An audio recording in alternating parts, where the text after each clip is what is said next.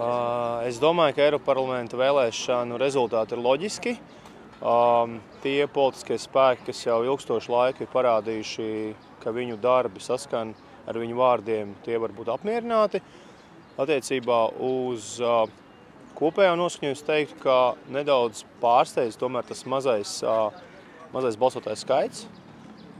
Es biju domājis, ka tomēr vairāk cilvēkiem rūp tas, kā mēs kā Latvija iztīsimies Eiropā un kā mēs kā Latvija spēsim panākt savas lietas. Bet es teiktu tā, ka kopumā bija tāda, cik es skatījos tos visus raidījumus, bija tāda viena skaidra robeža šķirtne politisko spēku spektrā, proti viedoklis par Ukrainu.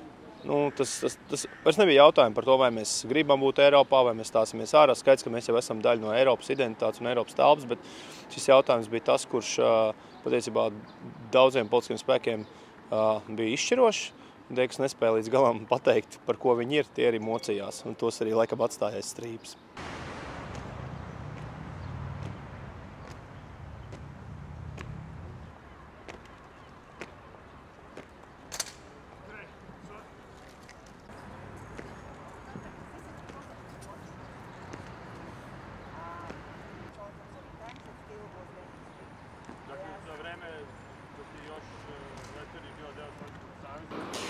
Cik es saprotu, ka atsaucība tomēr ir mazliet lielāka nekā iepriekšējās vēlēšanas, kas ir tā kā pozitīvi, es to vērtēju pozitīvi.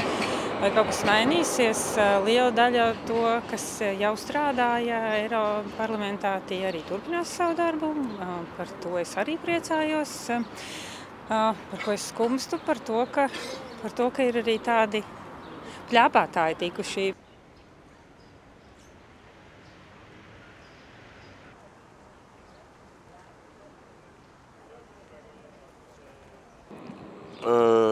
No tām 9 vietām, kuras mēs dabūjām, par 7 vietām es esmu apmierināts.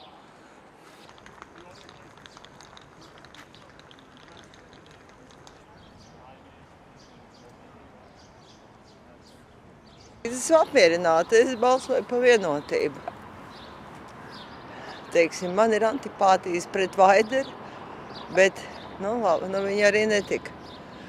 Dombrovskis ir kā lai personība, politiķis ar izcīlām zināšanām un valodas, kas nav mazsvarīga Eiropas parlamentā.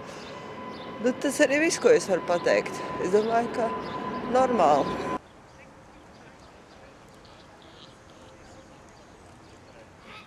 Jā, tas man nav īpaši saprotams, jo mēs esam Eiropas Savienībā. Mums ir jāiet vēlēt. Tā kā man tas, protams, neapmierina, jā.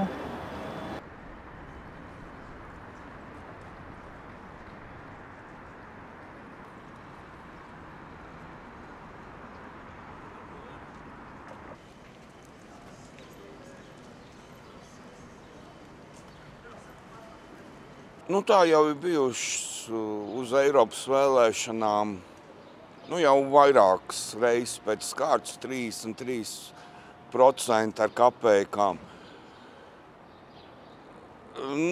Protams, es pats balsoju un es domāju, ka vajag vienmēr būt vairāk, bet kā viss šitā viss ir, ko tu padarīsi,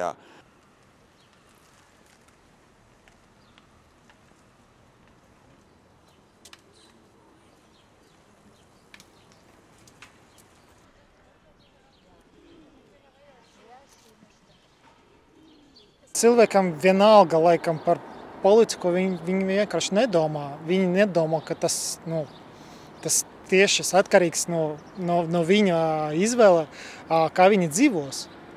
Es nezinu, kāpēc. Es nevaru iedomāties, kāpēc cilvēki tā visiem vienalga.